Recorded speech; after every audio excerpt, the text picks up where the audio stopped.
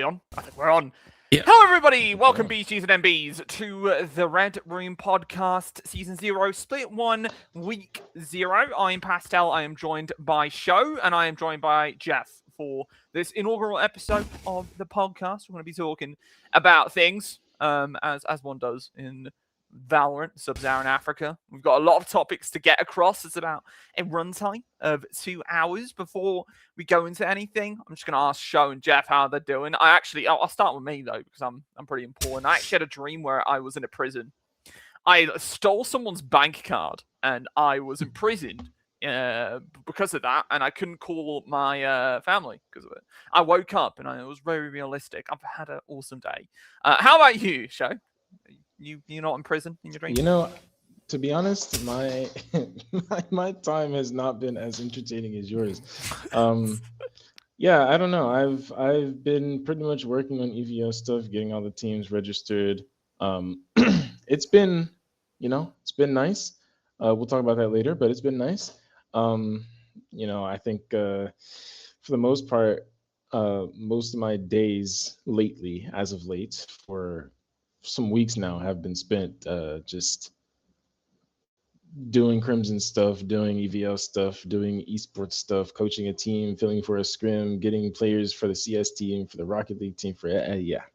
So Unk is tired, but we keep it going. No, then I have to also ask Jeff how he's doing. You having a fun time? I'm doing all right. Standard just waking up, shutting out the entire day.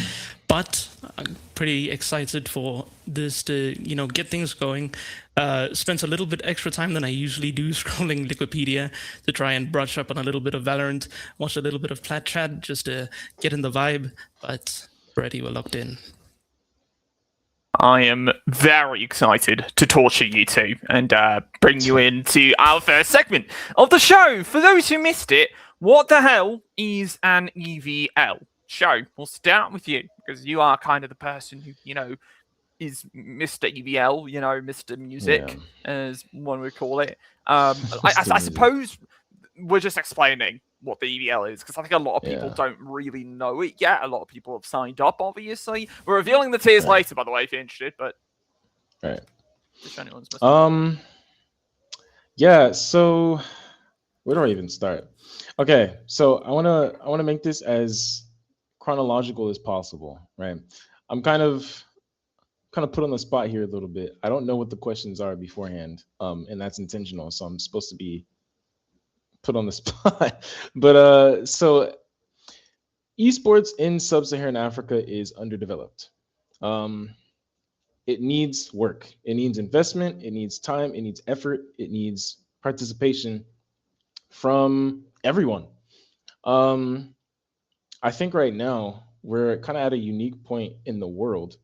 I don't know if you guys know, but esports is in Sub-Saharan Africa is actually growing 12% from what it was last year, a 12% increase, which is about 12 times more than the rest of the world, the more Western or Eastern Asian or whatever world. And so that being said, it's really important for us to be very intentional about how we approach things. We can make it happen. That's the thing. We can make it happen. The only problem is somebody actually has to get up and do it, right? So EVL stands for Electronic Versus League. And essentially what it is it's a league that kind of offers consistent high-level gameplay year-round. So essentially what that means for us is you're going to have to tune in for the streams. But what that means for us is that we're going to have high quality broadcasts, high quality streams, high quality content, high quality casting, et cetera, et cetera. Everything is hand selected, hand picked by myself, but I guess at the top, right? But then the talent and all that stuff has been picked by Pastel. My admin has been picked by me and Bougie. Like, it's been a long process. And I think at the core of it, EVL is supposed to kind of prove to the world that we have it, we got it, and we can do it. Um, the thing is, right, that a lot of people don't understand or believe, right, is that it can be done with whatever we have now. We don't need help. We don't need help. We can actually do it ourselves. And if we're going to get help, then we have to already have done it ourselves, if that makes sense. So there's a whole process, there's a whole chronology that needs to be followed. And I think we can emulate other regions, because back in 2012, 2011, 2010, the tournaments were, people were competing for pennies, right? People were competing for nothing. And they did it because they were passionate about it. And eventually it grew to a point where esports is something that is globally recognized as important. Esports is something that's globally recognized as I guess meaningful. Countries like South Korea, countries like Saudi Arabia, countries like Japan they have their government actively a part of their esports scene, and so I don't see why we can't do something similar. I don't. I think it's possible, and I think that my mission as someone, I'm just a gamer at the end of the day.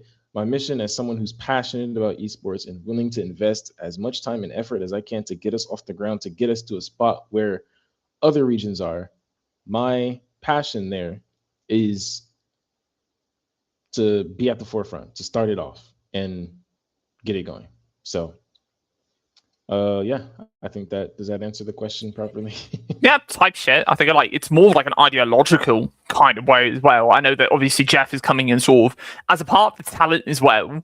I'm pretty sure this is a very nice way to develop the talent more than just the players, right? I mean, just the amount of reps, in a high production environment, mostly high production. We just forget about that show match. We'll talk about that later. I don't know. What is the EVL to you, Jeff? I think the EVL is a great opportunity. I think there's been a lot of opportunities that have come and gone in the past for the path of esports in South Africa, and I think that there's been signs of life in so many different aspects of esports, and not even just South Africa, but Sub-Saharan Africa as a whole, considering how isolated this region is from basically everywhere else in the world. Like, the closest we have is probably the Middle East and EMEA. So it's given a lot of potential to tap into the latent talent that we have in South Africa, because there's a lot of talent that has yet to be fostered, and trying to give them a position where they can do that without having to worry about not having the adequate infrastructure or longevity required to maintain a decent career in the sphere. I think it definitely has, the showing signs to become something that's significantly bigger than, the sum of its parts, especially for all of us who all feel very passionate about it. And especially for me, because, like a couple months ago, I had never casted anything besides a rhythm game. And then within a couple weeks of talking to people, I was casting for, the co-stream for the Watch World Cup South African team. And it's just insane how quick things can just kind of snowball when you give it the opportunity. So I'm really excited. I think EVL has the potential to shake the entire esports scene in Sub-Saharan Africa completely. Hell yeah. No, literally talking about that Overwatch thing. That was so sick. We were so unlucky. We literally got an Overwatch world champion to play against. I don't want to hear it from anyone. We should have been in that qualifier, but that's the exciting thing about it. It's an opportunity for, especially now that we've got ENC coming up. Hey, effectively, however we perform in ENC, we've got to cheer our boys on, because we'll talk about the ENC roster later, by the way. That is a topic. It is a reflection of the EVL. It's a reflection sort of the competition that we've got in our region. So that's going to be pretty exciting. But also, we've got another question, not just what is an EVL, why is an EVL? I think we talked about it a little bit, because obviously, I think we all know seasonal structure. You've got cash cups, and then you've got season 1, season 2 of the year. You've got AGC, whatever medal state hosts, like in December last year. Sometimes you had some Visa Cups. I mean, Visa's gone now, obviously, and I mean, all of these are so dependent as well. You don't know whether Metal State are going to do the same thing. Back then, we had that huge carry first line, and then there was pretty much nothing like it since, you know. I'm thinking the EVLs to fill that gap, you know, that's the idea behind the competition. Yeah. Yeah, I mean, EVL is it's supposed to provide 24/7 entertainment. What I mean by 24/7 isn't obviously in the literal sense, but what I mean is constant something, whether that be a podcast that goes out or a YouTube video that goes out outlining, you know, maybe you'll see my setup. You won't see my setup. I need to clean it first. But maybe you'll see my setup and you'll see, you know, all the screens that I have going on. We'll get player interviews, we'll get coach interviews, we'll get you know, little content bits that we do here and there with the players, behind the scenes interviews with the observers, so that we understand as a region what actually goes into observing, right? With the producers, with the talent. So there's always going to be something. The goal is for us always to have something. Now, as to why, first of all, I'm passionate. That's why.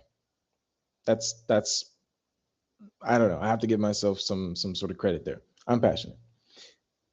In addition, right? Everyone has the need or the desire, right? Everyone has the need, everyone has the desire. So why not? At the end of the day, like why not? Why was EVO created? Why not? There's just no reason for something that we have that's consistent to not exist. And so we're pushing, we're reaching out for support, for financial support, for logistical support, for whatever to help us make something continue.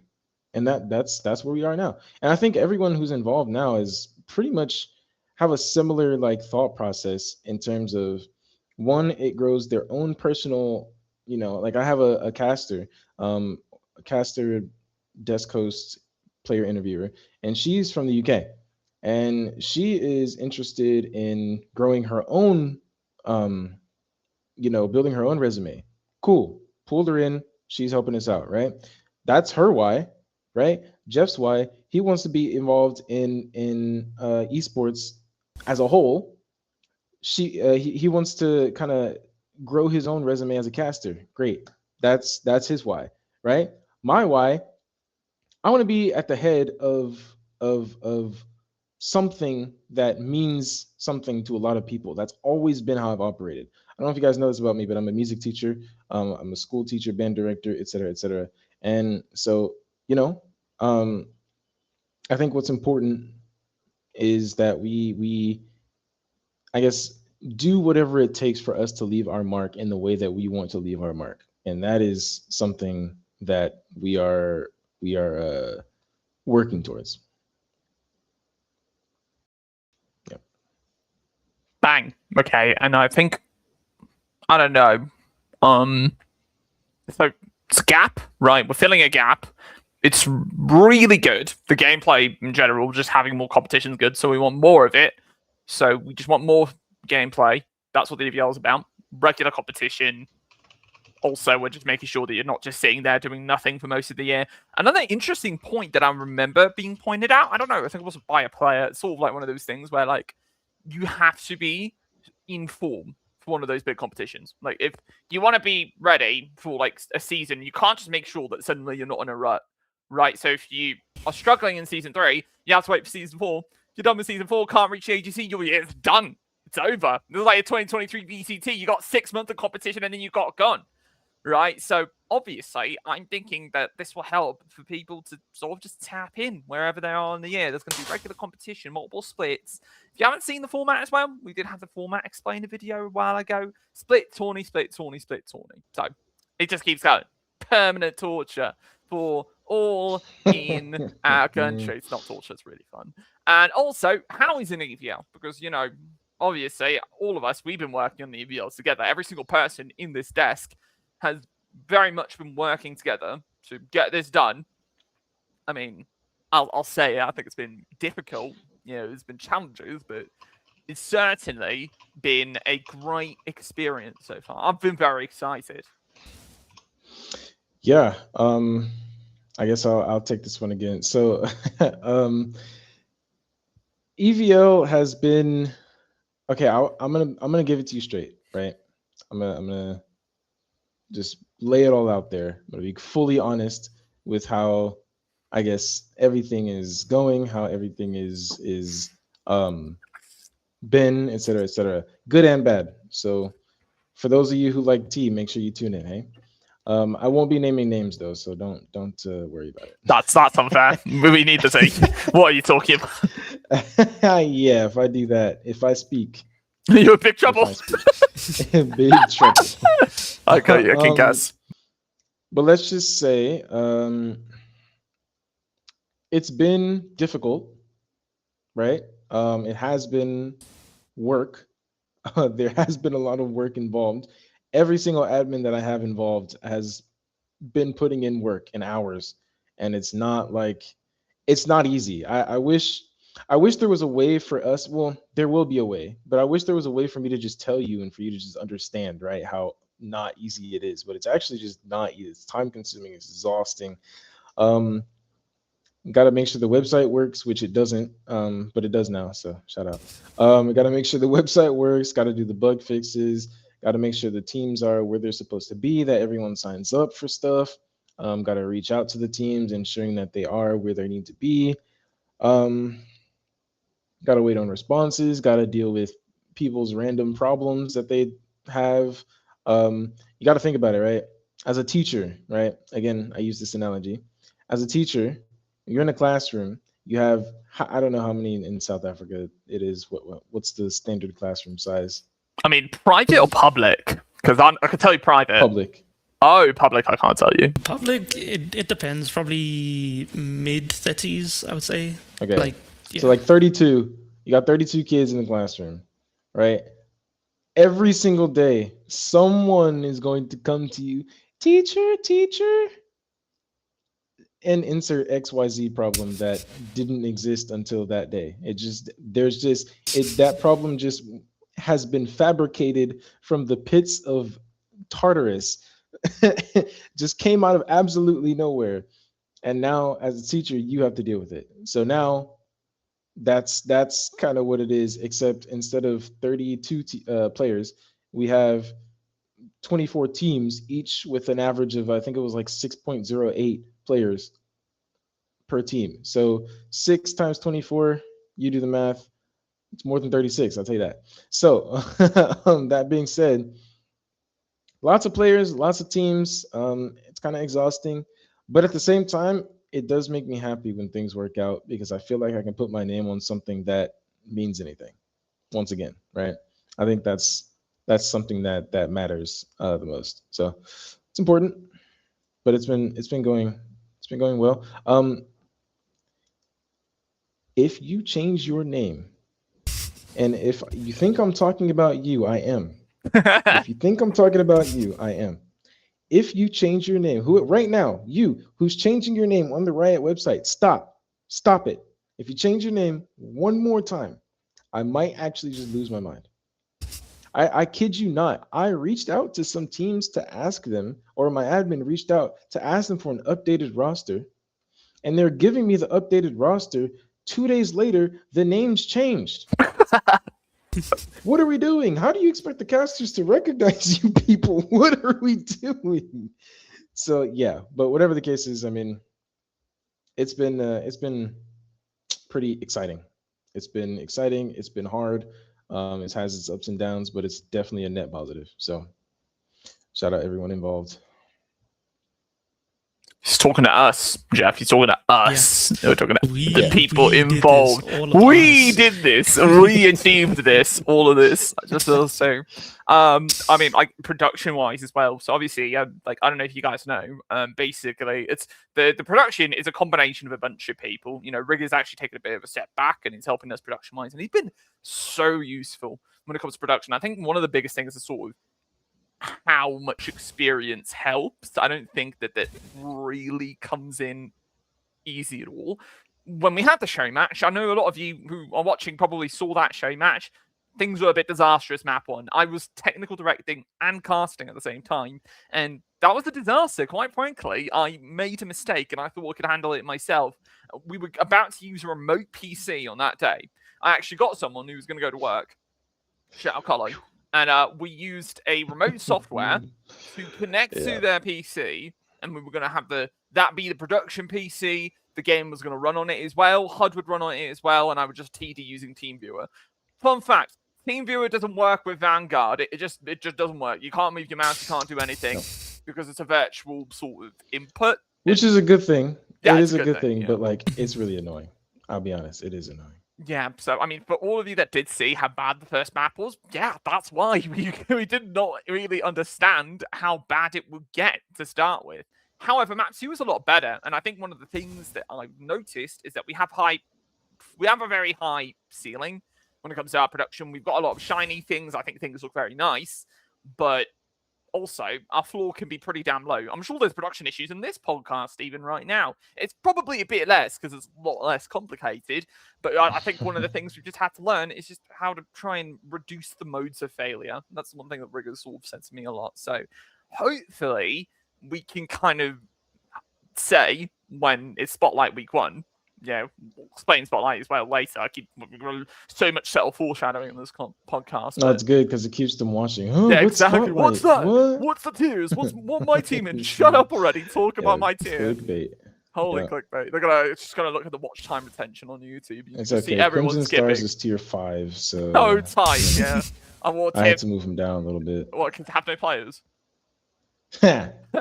Not funny, is it? Right.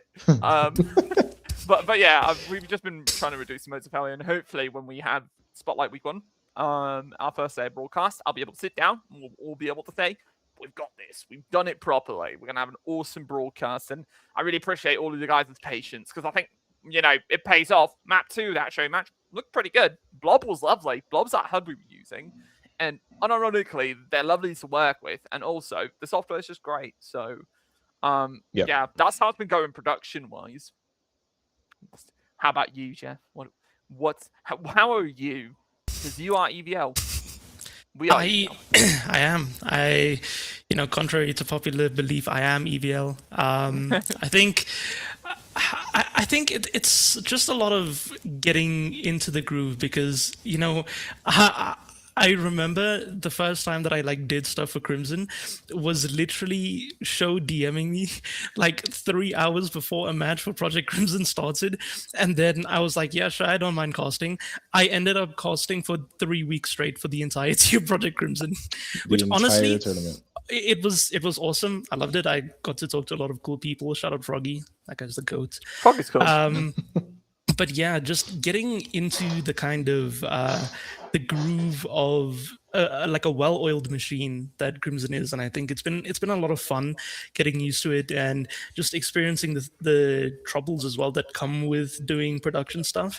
And it's been rewarding as well because as much as it's a little bit anxiety inducing to try and get everything working from a production perspective and then also do the production and then be there and as a talent, but it has given me a lot of insight, I think, to just the entire sphere of what it means to do casting and to do production, and I've got a newfound respect for people who do this stuff full time, and it's just been an awesome opportunity to be able to capitalize on. But it's not without a couple of hiccups here and there. Obviously, a couple of the beginning casts were a little bit iffy, but once you get into the groove, once you get that experience, it definitely starts snowballing. So. Bang, we had everyone talk, full successful segment. We're about to end this little intro bit, guys. Nice thing, we're interacting with you in the live chat. If you're watching in the pre-recorded version, we're talking to Twitch chat right now. Make sure to catch the Red Room on Wednesdays, 5 p.m. SAST/CEST when it is not daylight savings time.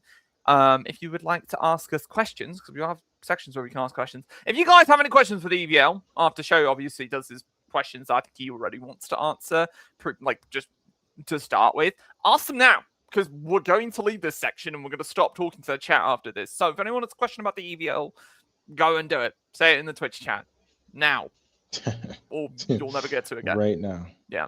That's funny.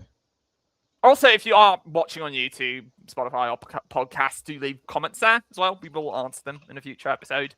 We will continue to try and interact with you guys, whether you're listening on the treadmill or you're listening on the walk to work, going on the commute. That's how I do my thing. I save HLTV confirmed for when I go to the gym. Genuinely. Type Fair shit. enough. Imagine watching the Red Room in the gym. That's aura. It's like, funnily enough, I actually do watch a lot of podcasts when I'm doing mundane tasks that I help. The gym is one of them, but also washing the dishes, cleaning my room, which, that hasn't happened in a while. But yeah, washing the dishes, cleaning my room, mowing the lawn, any random mundane tasks I have to do, I put on a podcast. And so now, if you haven't done that yet, there's a good podcast for you to start with. Right, start doing that with. It's brand new. It just started coming out. Just started producing episodes. I believe it's by those people called EVL or something like that. Something like that. I don't know. Yeah. Yeah. It's called The Red Room. It's like it's a podcast where we kind of just sit and yap about like Valorant and Valorant. I don't know. We just say things, to be honest. We just gotta say things and hope that you listen. So yeah, shout out. Yeah. Got a question. To start with already from just actually the Sharky. How many games are we expecting to do through the EVL? I'm actually got my calculator out right now, and I'm trying to figure that out. Because remember, guys, it's split 20. I can already answer you how many are we doing for the regular season for Spotlight. It's 14 games. 2 per day on Saturdays, 5 or 8 p.m. Assuming we get to do it then. We will try to be flexible when we can. The raw amount of games, though, it's going to be a lot. There will be a lot of games and admin. Yeah.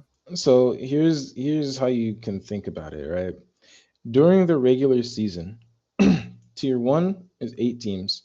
Tier 2 is 16 teams, 8 teams in each pool. Each team has to play against each other once. So one team plays at least 7 matches, right? So 7 matches per team times 8.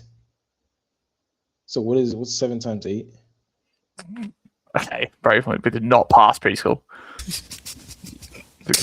Yeah, whatever. It's 56. It's 56. Okay. 56. Now multiply that by 3. Yeah, do that in your head. 168. Yeah. Okay. Yep. Fuck you. Anyways, so 168 games, and that's during the regular season alone. During the actual tourney, it's going to be the top 16 teams.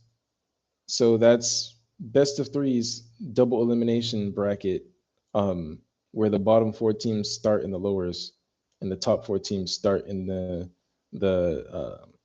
second round. So all those games as well, which I'm not even going to pull up the bracket to look. It's a lot of games, and that's per split. So it's going to be constantly something. Now, obviously, all those games won't be streamed. Not possible to stream all those games. That's just, we're just doing too much. But we will be broadcasting games on for Spotlight series, which we'll get to that. That's for another segment. We've got many segments. We have a lot of segments. We made a really big podcast. Another question. Yeah, we do. Also, Miss Ferrick.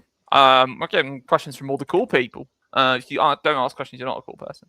How does the relegation promotion work? That's a good question, because obviously this is meant to. I wouldn't say it's more football-like, because football is long points. It's much more about the whole season rather than when it comes down to the actual, meat and potatoes of the playoffs where you've got to go and perform. In this case, you do have to make sure you're doing well in those tournaments, if I'm right. Yeah. So essentially, each split is going to have promotion relegation tied to it. Every single split.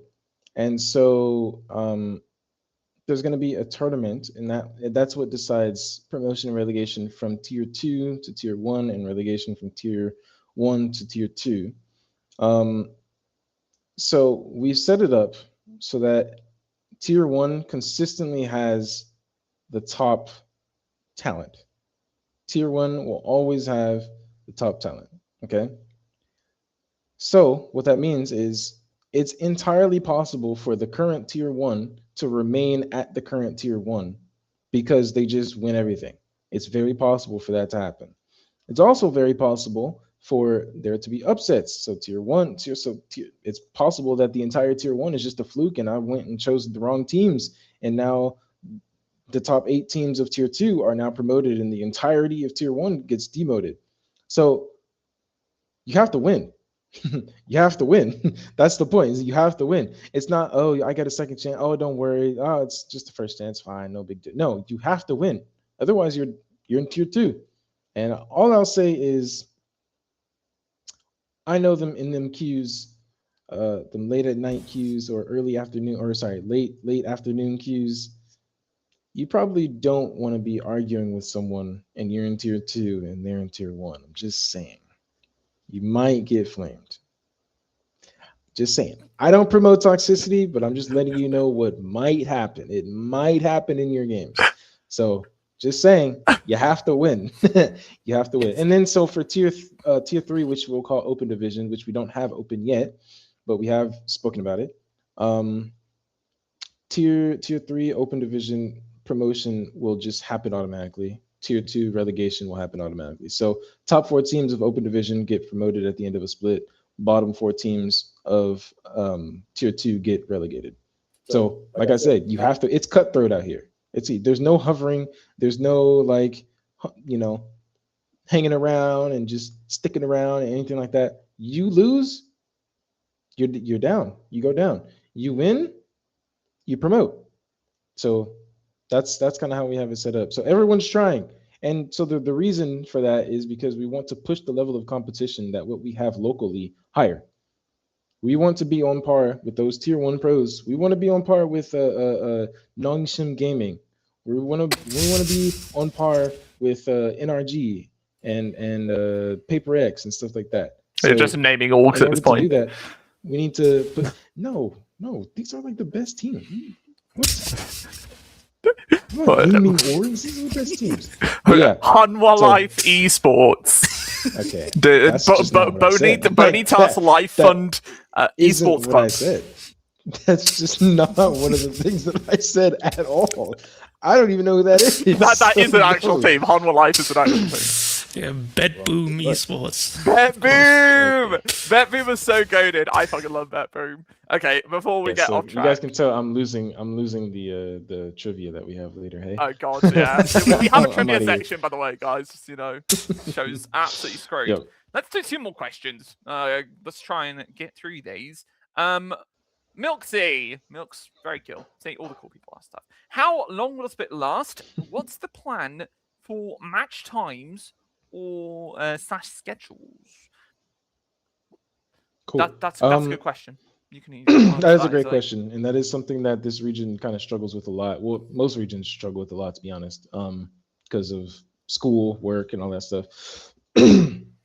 So we understand that people have jobs, people have school, people have uni, all sorts of stuff, and we're trying to figure out a way to make it easy for everyone to be able to participate.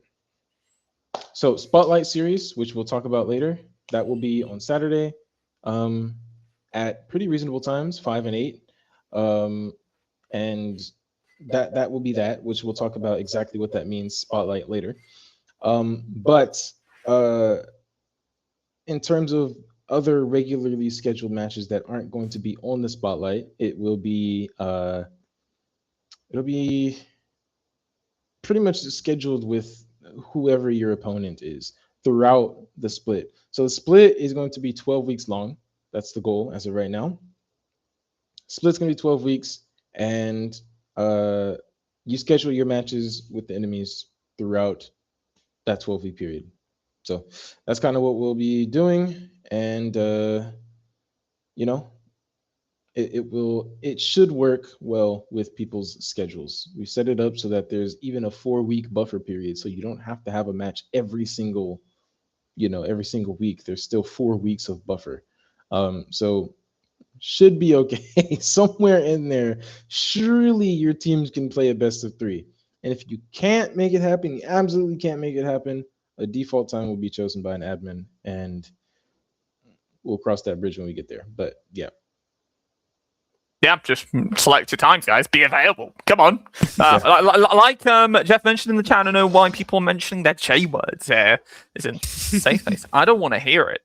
One more question. Also, if you didn't get your question answered, go on Spotify Podcasts, Apple Music, YouTube, and did I say Spotify? Probably Spotify. We'll probably be having it on those platforms. Next episode, you'll definitely know which platforms we have it on, because we're figuring out distribution right now. So leave it there. We will answer your question next episode. Niji Silverwolf, will Discord be used for comms? Yeah. Yep. Yeah. Yep. Hell yeah. That's all I got. Okay, so you'll be in the EVL server. You'll be in the EVL server. That's the additional information. There's going to be a VC created for your team. The admin can see when all the matches are to take place. So we will be watching every time when there's a match that is scheduled. You guys will be in the EVL VCs. Yeah, that's pretty much it. It's pretty straightforward, I think. Type. Okay. And also, I did want to touch on this one last question, though. Sure. If I can, pick one. This one is, I think it's, I actually don't know how to pronounce it. I messaged you, but I don't know how to pronounce it. Sanjid, 26. Are we allowed to stream our games? Good question. You are allowed to stream your games. Every single stream must be, there will be a section on the website on your match page. You will put the stream link in the section, and then the admin will verify it, make sure that you've got it set up. 2-minute delay minimum. That's all. No negotiation, no room for debate, nothing like that. 2-minute delay. Players can stream, coaches can stream, but then also, if you would like, and both teams have to agree to this, having an observer POV in the observer slot. And so that's that will be absolutely necessary to make sure that both teams agree. If both teams don't agree, you don't get an observer stream, but you are allowed to stream your POV or your coach's POV. That is allowed.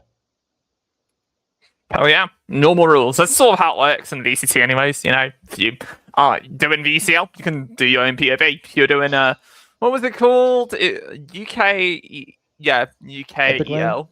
No, that's a different thing. It's one of the things that they have. UKCS is so dead, but it's like a UKCS thing. If you want to do your POV, go do it. Just make sure you do it with the delay correct. So, check match pages. Make sure you always verify with what is available before going to an admin, because the admin's busy with stuff. If you need to ask them though. I suppose we will leave it there with the questions. Thank you guys for asking them. We really appreciate it. We're going to do this every single episode. We're going to make sure to ask you questions. Check on the platforms. If you're on one of those platforms, leave a question now, please. Give us interactions. Make us whole.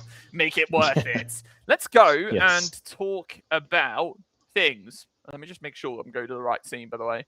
Oh no, okay, we're not there yet. So that would be the that would be the trivia thing but we don't have the trivia thing right now.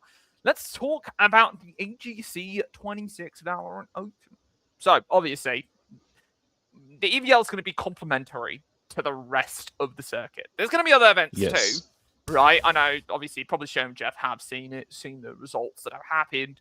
I think it was very controversial in a way, the actual results of it. There was some interesting, I suppose, results in that actual playoff bracket as well. I think I'm trying to remember. I know that Omnius made it at quarters, but that's whatever. There was another team. Didn't it have like hearts? It didn't have hearts, did it? It was like one. Yeah, Hearts won. Nope, it did. Hearts won and Feet Liquor. Yeah, and obviously those are the ones that won AGC 2025. They ended up falling in the quarterfinals. They didn't make it to the stage. That's crazy. They only played the bring your own computer section. Yep. Which, I mean, it kind of sucks because, like, they're great, obviously. And, I mean, speak about the grand finals result. I mean, that sent kind of shockwaves for our ENC team in general. So, I've introduced the topic. Lead on. Like, what do you guys think? What is your big takeaways from the AGC? If I'm going to be real, I was not available to watch the majority of the games. The most that I could honestly do was look at the ECGL page and keep up with like what was happening. And I think obviously there was a lot of upsets, but I also think that it kind of goes to show just like how volatile things are with Valorant as a game, because not even just pertaining to like AGC or local stuff, VCT as a whole, there hasn't necessarily been a specific set of teams or players that have consistently won events. It's always been different teams, different regions, different players. The closest we got to that was like 2023 Fnatic, and even then they didn't win all of the events. And I think locally it's even more volatile because of how different the game can change, like within just a couple weeks or months. And then also just the shuffling around of players, because not a lot of things are permanent locally when it comes to esports, and it gives room for a lot of upsets to happen if people get into a system that suits them. And I think AGC is like a perfect example of that. I like that. Yeah. Because I think lots of stuff going on behind the scenes that we, as spectators, don't really know about. Well, aren't supposed to know about. Especially with the team that was selected for ENC. Obviously, going to represent our country is kind of a big deal. Especially considering we don't really have access to international competition, right? So seeing them lose, right, obviously makes people like, okay, well then now what? Now we're never gonna get support because they're gonna see that we suck or something like that, right? And that's in people's minds. And I don't know. I think teams have off days. Teams have times in which they do not play their best, and I think it's important that we make sure we understand that. I was shocked. I was surprised. Some big guys on the ENC roster. I won't lie. Some shooters, and so definitely a little shocking. Not a whole lot of upsets in the group stages. Most of it was relatively to be expected. I think the playoffs, when they first started, maybe there was a little bit of, oh, okay, well, that should have happened, but it didn't happen. A little bit, but for the most part, I think things went as expected, or at least they were able to have been predicted. But I don't think most people expected the grand finals result to happen. That was pretty surprising. So it was kind of like, if anything, retribution. A little for Gingerman, lost in the grand finals in AGC 2025. You guys don't know. Goblin Gang Gaming versus, I think it was Hutchie, Gingerman, Thewy, and them. Thewy, I think that's a second grand finals loss for him in a row. I think. Yeah. We would play 2025, play 2026. Didn't manage to get it again. It's a bit of a heartbreaking curse for him, it looks like. And, it makes me wonder what happens when you go into the next competition. What happens when you lose another grand finals? Does that get into your head? Are you going to start needing a sports psychologist? Because, goddamn, some people need a sports psychologist. And one of the things I think that, if anything, if you take anything out of like a singular big competition like the AGC, I think one of the one things about the EVLs that we're kind of trying to say, hey, you have your next opportunity. So it's fine, right? But when you have so limited opportunities, you can kind of almost lose sight of the fact that you can only control the Right. controllables, right? You Yep. can only control yourself. You can't control the rest of your team. You can try and influence the rest of your team, but if you focus your whole life on controlling the non-controllables, they're going to control you. Type. I should be a sports Wise psychologist. words. Yo, Wise can we words. can we get that quoted, please? Yeah, type. Wait, we actually do Focus have on quotes. quoting the uncontrollables. They will control you. Hold up. Wait, Master that's Uber. fire. Hello? Yo, my I bad. had mods clip That's that. That was crazy. tough. Mods. Clip that. That was tough. Yeah, type. but yeah, definitely. I think it's just heartbreaking. Good to see Ginger Man. Also, when I heard the atmosphere at the AGC was good. Show you were there as well. I mean, I was about to mention that you were there. You were there in person. The whole I Crimson was. crew getting their jerseys, representing. Yeah. Those does seem like fun. Had some local Crimson people show up. Those who could pulled through. We were how many? 1, 2, 3, 4, 5. About 6 or anywhere from 6 to 8. I think is the range. Right. Yeah. Okay. So thank you guys for watching. This is the end of. No, you're not skipping the trivia. You're not getting out of this one. I feel like there's a section we should skip. I don't know. I'm looking. Oh. I feel like. Anyway. But yeah, we were like 6 deep, I think, and it was a good experience. The vibes were up. It was nice meeting some people. Got to put a face to some of the names that are notorious and not notorious in the scene. I think it's always a good experience to take the banter offline and kind of see where you fit in, getting where you fit in. And I think a lot of people were kind of waiting for me to show myself, I guess, a sign of life. And I hope that it was up to people's expectations. Double shame.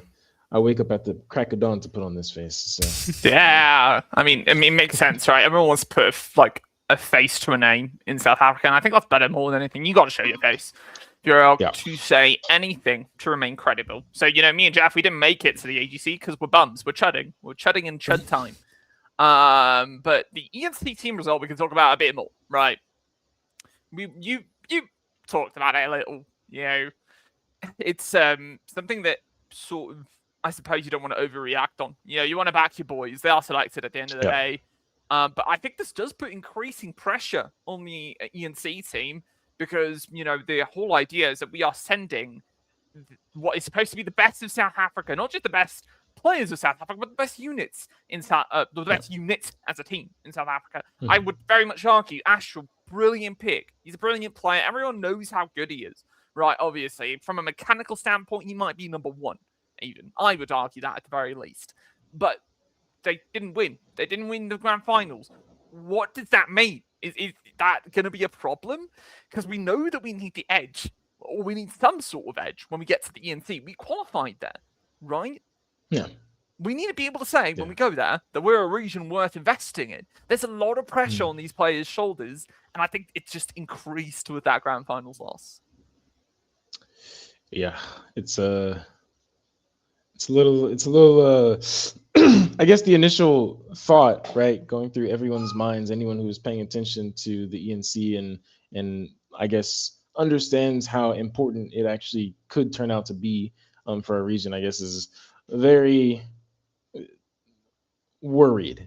And I rightfully so. I think we should be worried. Actually, I think even if they did dominate, we should be worried. And the reason I think we should be worried is because we don't have a litmus test of any sort.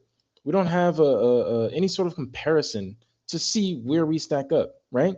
If it's Korea's ENC qualification, which they didn't have because they just qualified through, but let's just say they had one, right? Let's say there was an Eastern Asia one. Everyone kind of knows how the players stack up in terms of skill. We don't know. Players have only played locally. We've had a tiny bit of international representation, tiny bit. Tiny bit, and it's minuscule. They don't know. No one knows. We don't know. They don't know. So we need to make sure that we are at the top of our game, and it is concerning, to say the least. It is concerning. Now, I say that But I also say that I know Fury personally. Um, I know some of the people that are involved, and I know that the passion is there, the tools are there, um, and I trust that decisions that are beneficial, excuse me, are being made. Right, thoughts and decisions that are being made will actually contribute to the success of our team. And regardless of what happens, right? Whether we win, whether we lose, whether we are out in groups, whatever happens, it's important that we show up and support the boys. It's important. Absolutely. Because this is our shot, right? And we have to applaud them, whether they win or lose. We have to applaud them for taking on that much burden. Because we, like I said, esports here, Sub-Saharan Africa, underdeveloped. And to get to a point where like people are looking at us like, huh, okay, well, these guys are actually pretty good. Let me see what's going on over there. And then they contact me, right, for EVL sponsorship. They contact me, right? They contact, Fear for a partnership, right? They contact, I don't know, who knows, Omnius for a partnership. Do it. It's important, right? So then it's important that we show up and we show out, and regardless of what happens, we got to show up for the boys. We just got to make sure we're there.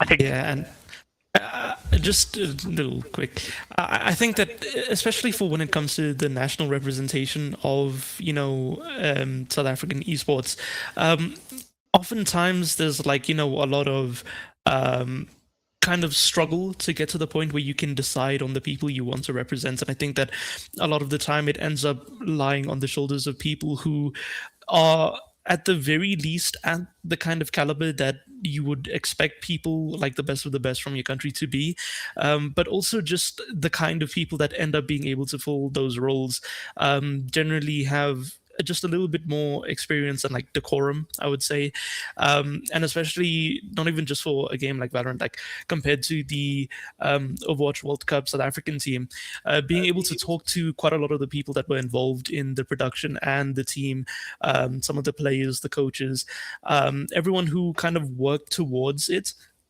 has a very like palpable passion to the things that they do. And I think regardless of whether or not you agree with who fills those slots, or if you think that someone else could have been a better pick, or even if the results ends up not being something that you would have expected or is positive for what you would have wanted, at the end of the day, it's kind of still a result that has to represent South Africa and something that we have to be, accepting of and acknowledge in the manner that these people tried their hardest to represent South Africa on the global stage. And I think regardless of who does it, when they do it, it's respectable nonetheless. Yeah, absolutely. Like, you just sort of don't... It's hard because, as a fan, obviously, you just want to make sure you're backing them. No matter what, at the end of the day, they're representing their country. They're going to be happy. There is how many teams that are going to be in the Esports Nations Cup? 32. 32 going through a group stage, best of one. Top 4 from each group advances to playoffs. So they need to be in the top 4 of that to get to a 16 team. And remember, they're playing away from home. They're traveling all the way, halfway across the world to go and play a damn video game that their parents probably don't even know what's going on the TV, but they're putting on anyways because it's awesome.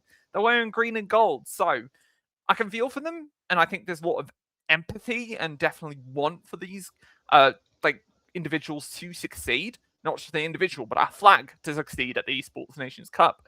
But, it's got to be done the right way, right? And at the end of the day, there's going to be another cycle coming in soon. And when the results get dropped down, I think then maybe questions might be asked. That's what I've got to say. The results going to put pressure on at the end of the day. To move to the next topic, because we're talking about production issues. So I was waiting for this section because I was so excited to tell you, because I thought Miss Ferrick told you this as well. Production is not an only an issue with like us, right? ACGL struggles with Yeah. it, Mel State struggles with it, everyone struggles with it, Yeah. right? It happens, especially at the beginning of a tournament. You know, the first day of the tournament, Mm. everything's going to be balked. That's how it is. In the XSC Pro League, this was CS for those of you who do not know. It was the first tournament after the player break, because nobody respects the player break anymore in Counter-Strike. $1 million tournament, big VRS points gainage. I think it was, I don't know if it was on Team Nemesis, but it was someone. They went into the prac room and they logged in via their Steam. And their account got stolen. There was a keylogger on the practice PC. I did see this. Yes, you I did. saw. Oh, I thought wow. you did. So there was a keylogger on the production PC. Okay, cool. My goodness. Huge. The admin fired. Or the admin responsible, head admin responsible, fired. For some reason, there was a keylogger on the PC. Probably because they took it from a gaming cafe, is what it is. Fine. Okay. Start a broadcast. Everything's a bit weird. Audio's not great, but there's online remote, right? Cool, whatever. One of the transformers blew out at the LAN. So there was like no power for like hours. And they were just like sitting there trying to figure out what to do. Yeah. The wow. XSC Pro And League what was an tier absolute- is this tournament supposed to be? 1 point. I'd say it's a solid tier. Okay, it's weird because in CS, right, you can kind of have the tier 2 teams be in tier 1, but I'd say because it's sort of tier 1 teams that do participate, because in the VRS invites, right, you are supposed to invite top bottom, right? So let's say the top 16 teams don't want to accept your invite, so you invite from the top 16, but this is very important for VRS gainage, so we had some pretty good teams, had Team Nemesis, so it was about, okay, let me ask you a question, tier 1.5. Jeff, did you watch this event? Did you have fun? I bet you did. It was awesome. Thank God. Oh yeah, it was. Oh, it was. I still love that one round in Inferno where the caster just lost his mind because the game was so boring. I mean, that's Inferno to you, right? I hate Inferno so much. Yeah. Yeah, just don't push banana. That's all I'll say. I'm not. If you do push banana, buy 5 grenades and XMs. That's the philosophy. Buy 5 grenades and throw your lineups from spawn, and hopefully it'll stop your push. But throw 5 grenades at spawn at your feet. I don't want to play Inferno anymore. For real, I know, but like playing Inferno is just sitting behind Smoke Simulator, because everyone's just like, it's like wait 10 seconds, go mid, smoke like, top mid, smoke top mid, go banana, take space, leave someone inserted by banana, go mid, smoke go boiler, mid, start taking smoke. space. Move the AWP away, make them move on the site, whatever, bro. Who cares about CS? This is why Valorant's a way better game. I'm joking, I like CS. But there's other tournaments. Talking about Valorant, how bad it was.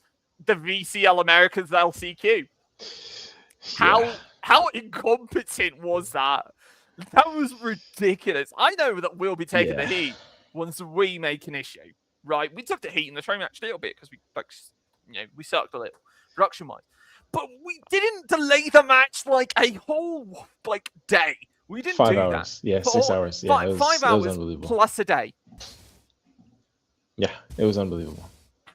How do you, as Shopify, like you're Tobias Ludke, how do you even justify investing into the VCC again? I'll be honest. Something like that happening as an owner myself, right? Something like that happens. I'm looking into the contracts again, not the players, right? The contract that agreement that I probably signed to participate in the tournament. I'm looking at that because I want to know what in God's green earth do you have written down on that contract that allows me to sue you? Because there is no way that I'm having my players play their ass off, their best. The series was 2-2, and they lose because your tournament organization was incompetent. Yeah. Maybe that's not the reason. Maybe they wouldn't have lost. Okay, cool. Granted, 2G had their shot at tier 1. They fucking sucked, so they they didn't make it. Granted, it's about time for SR to do anything and to get out of GC, right? Okay, cool, no problem. How do you justify? How do you not have contingency plans?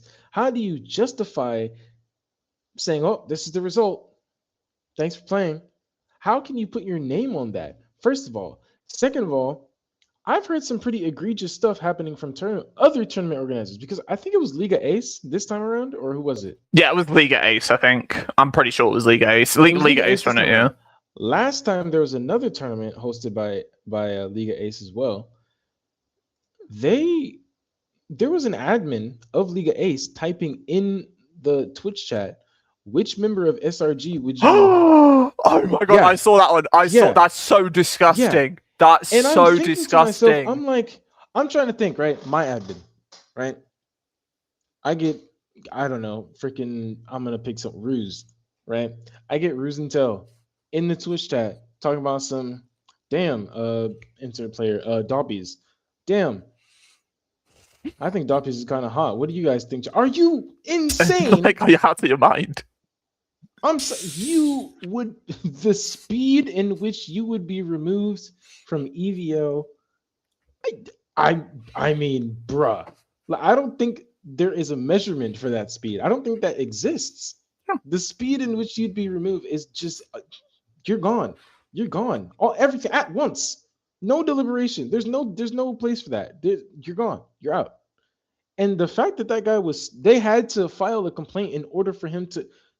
There's other admin on the broadcast. There's other admin looking in the chat. How is no one saying anything about Game Changers of all things? Game Changers, which is supposed to be a safe space. That's the whole point of it, is to get away from this. Insanity for me. It's unreal. I'm thinking, at what point does Riot go through a vetting process? At what point does Riot go through do an investigation into tournament organizations in the world and figure out which ones they can work with and which ones they can't? The reason I say that is because they had a whole process. I don't know. I know what was on the franchise application for the tier 1 teams that applied for franchising, right? I mean, it was long, it was arduous, it was exhausting. Over and over, they had to provide financial stuff, which for an esports org, good luck with that. Yeah, it's big. And so they're going through all that to figure out which teams are. Why are you not going through all of that to figure out? We knew this happened last year. We knew this happened. So we're doing this again? We're using them again? I don't know. That's crazy to me. That's unreal, right? It's legitimately unreal. I was just about to add on. You're very right about the vetting process. They do it, I think, pre-Ascension. So if you qualify to Ascension, you pretty much have to start filling out paperwork. And Team Falcons are actually qualified via their league, and they dropped their whole roster before. I wonder why. I'm not saying anything. I'm just saying one of the rules is that you're not allowed to be owned by a governmental entity. You're supposed to provide those finances. Just like, what's the point of even playing? What's the point if you don't follow the rules from the get-go? And then So what I'm saying is, it's so strict for the teams, but they're not being this strict about the TOs, who are meant to run what is arguably the most important women and gender expansive circuit in esports history ever. Yeah. You allowed that to take place. That is, there needs to be accountability. I saw, Jeff, you're about to say something. There's just, it's so frustrating to just sit there and witness stuff like that happen. And it's not like it's not, something that happens infrequently. I mean, the fact that we had so many examples just talking right now about, listing them off just goes to show how expansive and deep these problems can get in the Valorant community. And it's something that's baked into the community itself. And I think that is a byproduct of both the kind of game that Valorant is and the kind of audience that it was kind of pandered to originally. And it just ends up being, a very, very push and pull of people who want to see the scene kind of have the things and the tools and the resources readily available for the people who are being, affected by stuff like that, especially considering that they have game changers running, and it's like, obviously one of the most successful leagues of its kind, and it has seen a lot of success over time, but it's just the amount of prejudice that exists at the same time. It's kind of like unbelievable, the dichotomy of the entire Valorant experience at this kind of point in time. And I don't know. There's just so many things that need to be addressed in a way that can be transformative positively for the game. And ultimately, that comes down to addressing the root problems with both the community and the people that are involved with tournament organizing.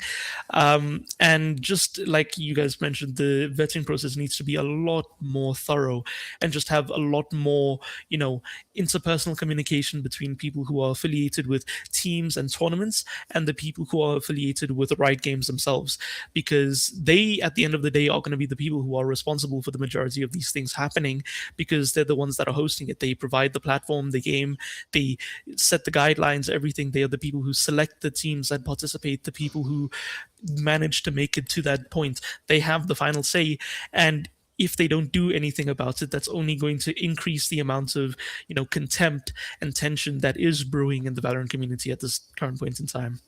Yeah, absolutely. I think that's well said. Like, I think that's been one of the ways that Riot have been trying to approach it. I know Anna Donlon, she seems wonderful when she comes to player behavior and stuff like that, and she seems to want to address the root issue and the root causes that it's causing sort of the moment you're sort of any woman or marginalized gender in this community, you open your mic and just instantly it's just you can't play the game. What are you supposed to do? Okay. So I mean, it's a difficult issue to solve, but very frustrating at the same time. I'll move us to something that's a bit related though. VCT 27. It's coming up soon. So next year, right? Big changes. ESL face its group. They're already involved in Valorant, but they're going to start doing more stuff with the VCT Cups. PGL are coming in. Blast are coming in. Blast have been involved in Valorant, but the only way that they were involved in Valorant was the Spike Nations Cup, and also they are involved in the day-to-day running of the Riot Games Berlin arena, by the way, just in case you didn't know that. So, they're coming in. We're getting more TOs active in here. Do we think that's going to solve this issue as well? Because I do think that, I think we've seen a bit more quality from these TOs in Counter-Strike. I'm wondering if they're going to be even that interested. Obviously, with context of the format, just to explain it to everyone else as well. I don't know if you guys know, right? But we will have essentially still the same amount of Masters, right? We're going to have Kickoff, Masters 1, Masters 2, Champions. But in between, all the Cups, there's going to be International Cups, there's tournaments. They're probably going to be handled by PGL, ESL, FACEIT Group, and Blast. And maybe, who knows, bro? We'll see the start. Maybe see Starladder do some Valorant. I don't know. Do we want to see Starladder do Valorant? I don't know. Maybe. I mean, I think it's going to be good for the scene. I think shaking up the people who are going to be, leading the tournaments and stuff is definitely good. I think there's a lot of different parts of Valorant that have kind of become, for lack of a better word, stale, just because of the very structured routine that players go through every year for the VCT since its inception, and especially since franchising. That's kind of the thing about CS that a lot of people enjoy, just the freedom to be able to host tournaments and give players more opportunity to play the game.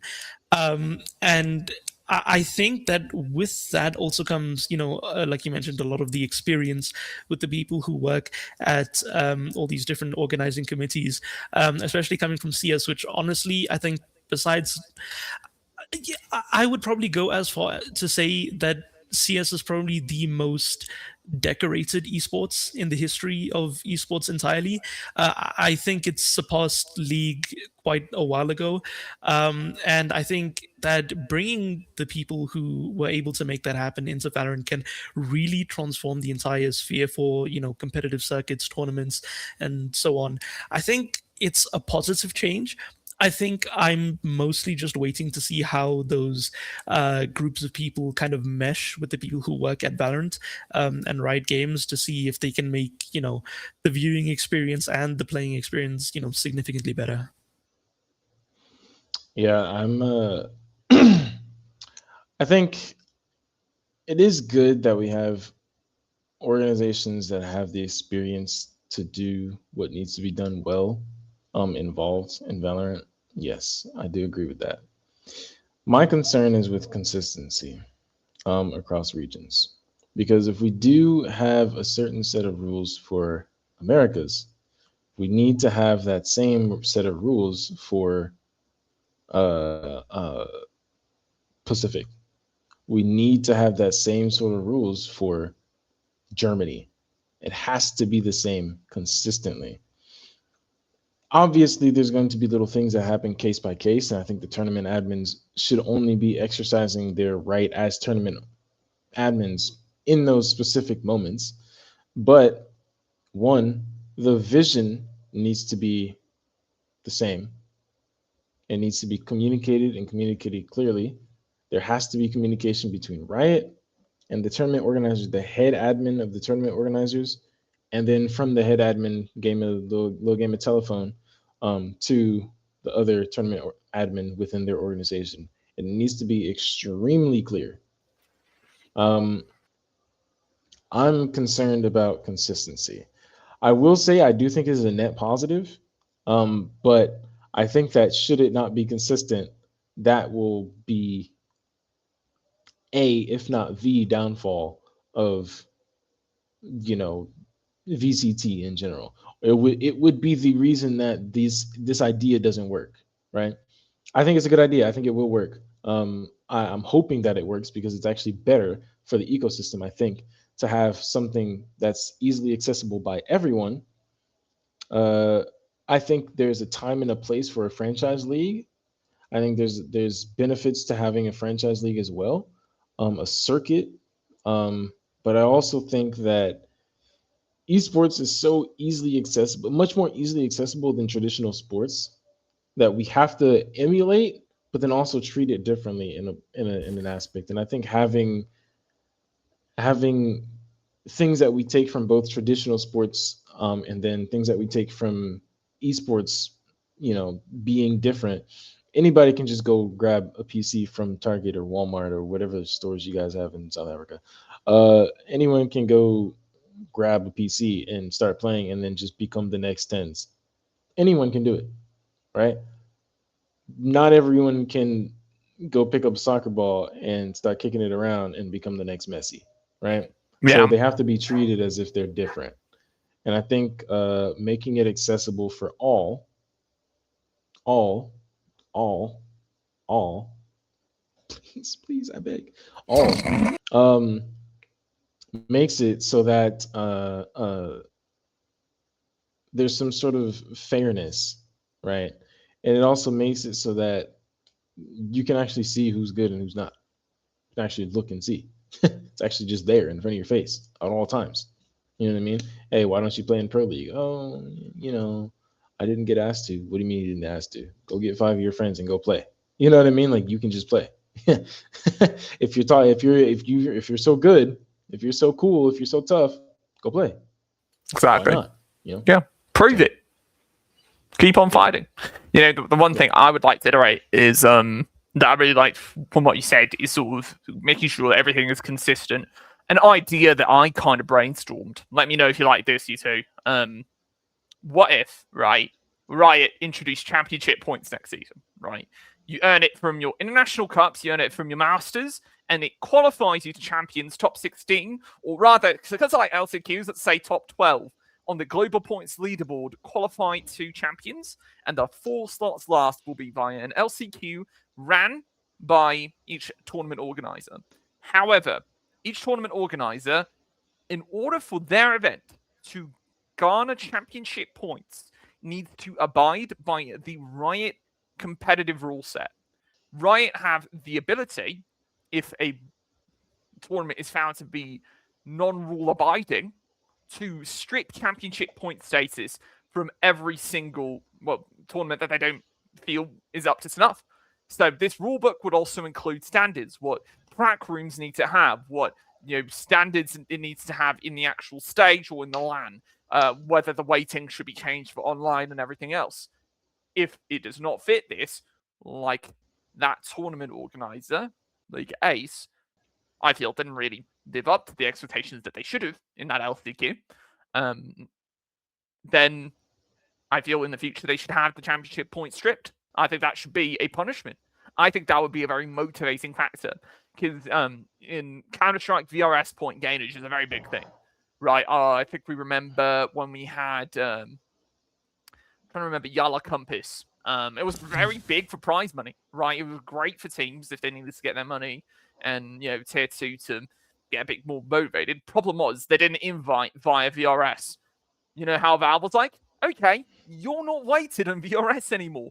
All these teams pulled out of Yala Compass because they don't care. They do not care.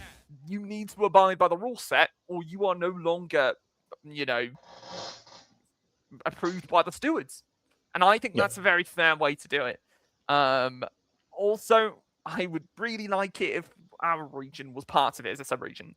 Just to bring it back into what Show was saying. Because what we are seeing, I'm trying to find the word for it. It's kind of we're going back to roots a little. We're going back to 2021 VCT. You qualify through your region. You go to EMEA, you go to Americas, but you qualify through your region. I like that. Yes. I do like that. I think that's brilliant. But And I if think you're good enough, you qualify. Exactly. And I think every single Valorant server deserves a damn sub-region. At least, hey, there's more TOs now. Hand it to someone. If League Ace could do it, I'm sure someone here could. I'll be honest. Give it to me. That's what I'm saying. I would be willing to, and I'm not saying that as an ego thing. Okay, cool. Give it to ACGO. Okay, cool. Give it to Metal State. I don't have a problem with that. You know what I mean? But give us something. Give us something, right? I would be more than happy to have a path to where we get this much money from Riot. We host a tournament. We host a Sub-Saharan African tournament. Kenya, pop through. Nigeria, pop through. I don't know, freaking Congo, pop through. You know what I mean? Big LAN, big event, flying teams out, crazy production, etc. Tickets, sold out stadium, great. Team wins, Team South Africa wins, for example, go over, or a South African organization wins. Let's say Omnius wins. Omnius wins, go to play in tier 1 VCT. Now they're at an international event overseas. Riot gives us the money to make it happen. We fly them out. There they are, right? Give us that. Yeah. Let us know. You know what I mean? We have the teams, and I'm looking at them right now. We have the teams. We have the talent. We have the players. And we just need the access. That's all. We're kind of far. It's a little expensive for us to pay for it ourselves, but we'll buy the skin bundles if that's what you need. I get myself a solid a lasso, which is a little bit controversial right now on the interwebs too, but I'll give us a little lasso. I'll get it. I'll get the little exo outlaw. It's one of my favorite skins, by the way. That shit's so tough. Nah, it's so tough. Yeah, it's so good. Yeah, same. We've all got it on this desk, bro. Yep. Holy, we're tough. I have it on 2 accounts too, by the way. Oh, what? I only have one. What? What? Accounts? 2 accounts? Remember, guys, it's not against Riot TOS to have multiple accounts. It's against Riot TOS to share them. Never share your accounts. Never sell them. I've never Jeff, shared an account. Sure. Jeff. Yeah, just so you get your chance as well to rotate. After this, I'm going to send us to the trivia. Do you have anything to say about it?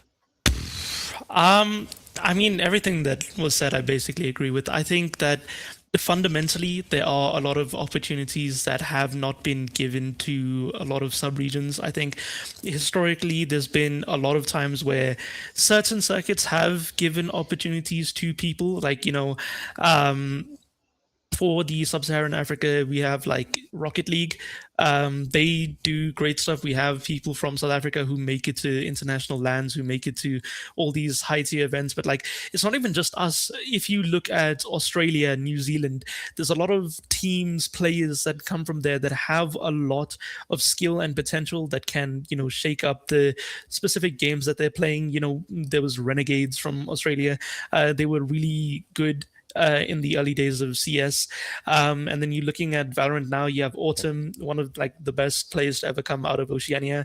And I'm playing, I think... Sonic, Sonic, like the organization Sonic that played in VCT Americas. Yeah, there's so many opportunities that have just not been supplemented properly for the people who want to compete. And I think that especially for places that kind of have at the very least been noticed, for example, South Africa having Cape Town servers for Valorant, or the same thing for a couple of servers in like Melbourne for Australia or whatever, they have the resources to be able to make something happen, to get into, the international competition, but there's nothing official to supplement the route to get there. And I think if that opportunity was given to a lot of these smaller regions, there would be so much more dynamic involved for not only just the player base, but just the integral competition when it comes to competing internationally. Because I mean, besides North Africa and basically only just the Middle East and I guess Morocco and stuff, there's little to no representation of Africa in esports basically across the entire world, besides individual players or teams that make it through certain circuits. It's very, very far and few between. But if that opportunity was given to them, there would be such a big influx of people willing to try to invest, to do all those sort of stuff. And I think that if it were to happen, it would greatly benefit not just us, but also the game itself. Bang. Cool. We've gotten through everything before the trivia section. There's your trivia section, everyone. Hello, everyone, and welcome to the wall. What's that, Mom? What did you? Oh yeah, Mom. You need me? Oh, I gotta go. Unlucky. Okay, chat. Let me explain it to you. You see this little wall behind us? I'm gonna fill it with your names. Based on who between Sho and Jeff, my two guests in this podcast, are able to get the most points, they'll get a chance to choose which of you in the chat get to be put on the wall for Season 0. The wall will reset every single season. It's pretty cool, and that allows you to interact with everyone. You have to be in the chat in order to be put in the wall for this episode. And basically, we have kind of a weird win system. If none of you guys reach 4 points out of the 6, then nobody's going to be put on the wall. If you both reach 4 points, it'll be whoever's higher. If you're both 6 out of 6, you're getting a tiebreaker question. Whoever answers that quicker wins. You guys ready? Okay, let's start with the first one. I don't have a countdown clock, so mind your business. In Masters Berlin 2021, and by the way, we are doing some international questions here to start with, 3 of them. In Masters Berlin 2021, what banner did G2 fly on a plane to taunt Sentinels? Joe. Wait. Did G2 fly? It said fuck Sentinels. Yes, that's correct. Sho got the first point. Oh my god. Okay. That was an easy one. I did an easy question to start out that's with. okay. That was really hard, wasn't it? Yep. Really hard. Yeah. Okay. And this one's a bit medium. I think it's quite easy, actually. Ascension will not be taking place this year in VCT 2026. What is the only organization in the Americas to have reached the Ascension Grand Finals multiple times, but have not promoted of those attempts? Is it M80? Correct. It's M80. Bang! See, it's easy. It's easy. Okay. So, last international question. Wait a minute. Wait. No, okay, yeah, that's right. Never mind. That's right. I made sure to check, by the way. I thought it was wrong when I was making the question. Okay, this one. Last question of the international one. We're going through these pretty quickly. In 2023, China got their first win on the international stage at Masters Tokyo.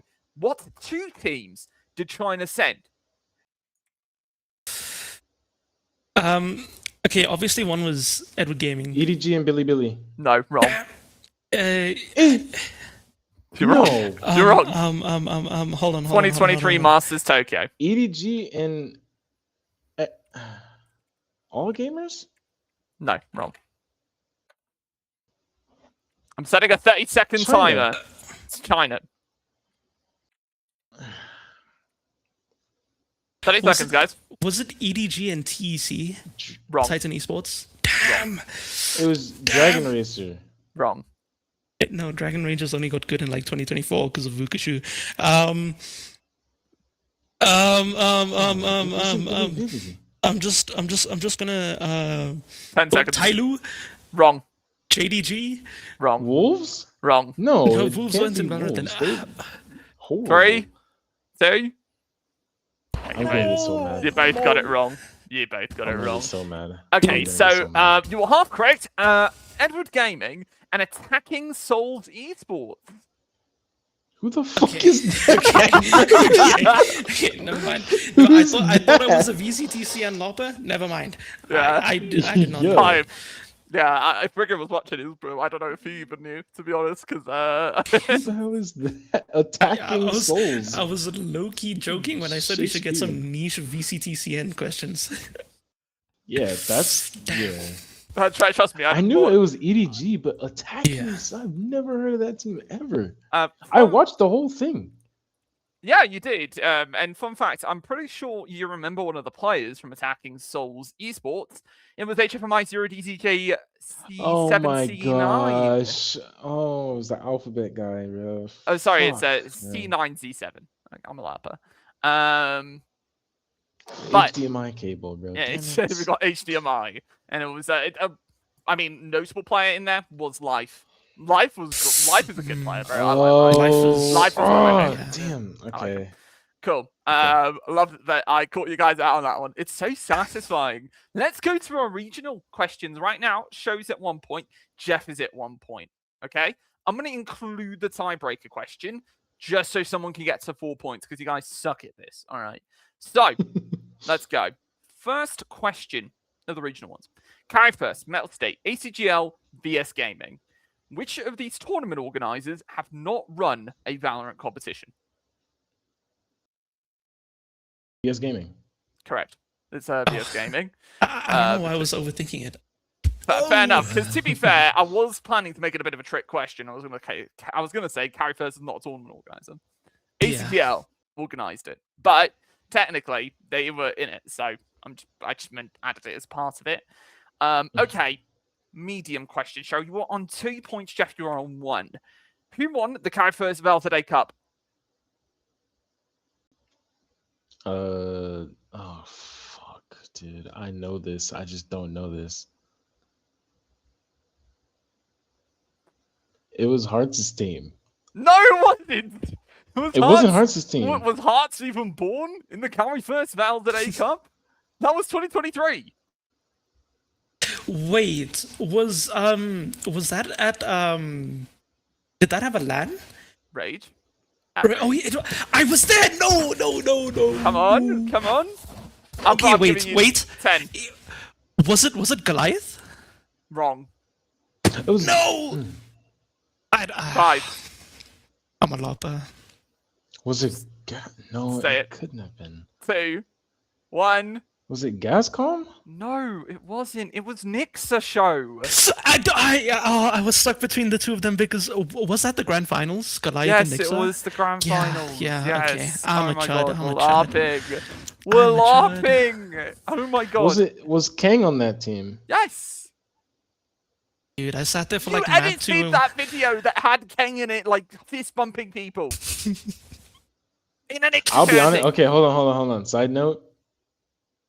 Kang fist bumping people with the fucking do-rag on, with an untied do-rag on with the chain on, and he clutched around and he was just like, yeah, I thought so. That was tough. I'll be honest, that was tough as fuck. That was tough as fuck.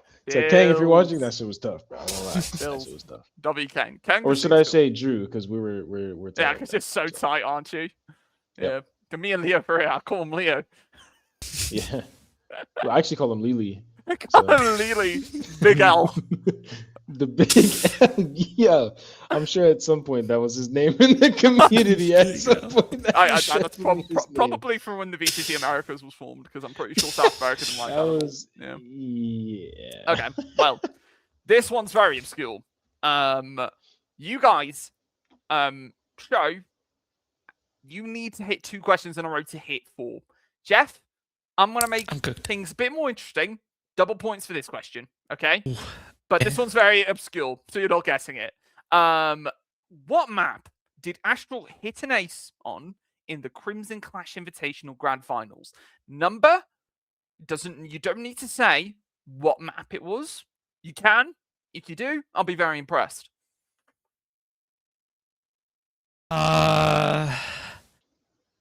I could say it's out of 5. It did reach map 5. So pick a number.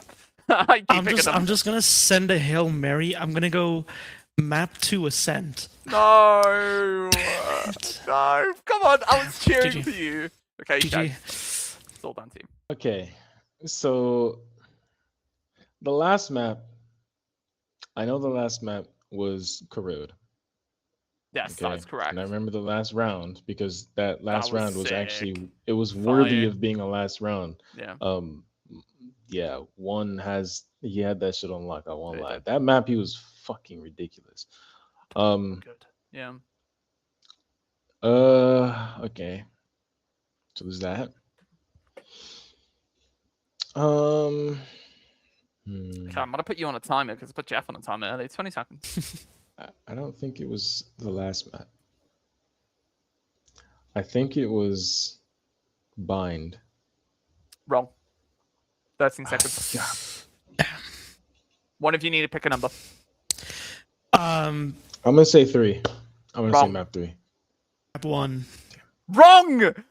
No You guys way. are all map wrong! 4. It's map 4! It was map 4! Okay. It was the map where Boosie's PC lagged a bit, and then it missed the ace, and it was like a spray transfer that was so insane.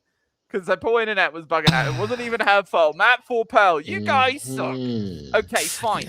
Tiebreaker question, whatever. Screw the rules. If you get this one, you get to choose who goes on the wall. I don't even care about the score anymore. I'm so disappointed in you two. My goodness. What team did Rossi have the shortest tenure on in his career? Envy. No, wrong. Jeff, you got to answer this one. It was so short. Oh, wait. Jeff, you get the chance to answer this one. If you're wrong, Show gets another chance.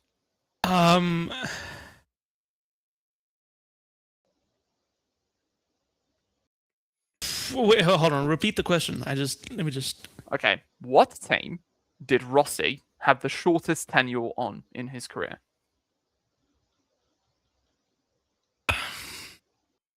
Was it C9?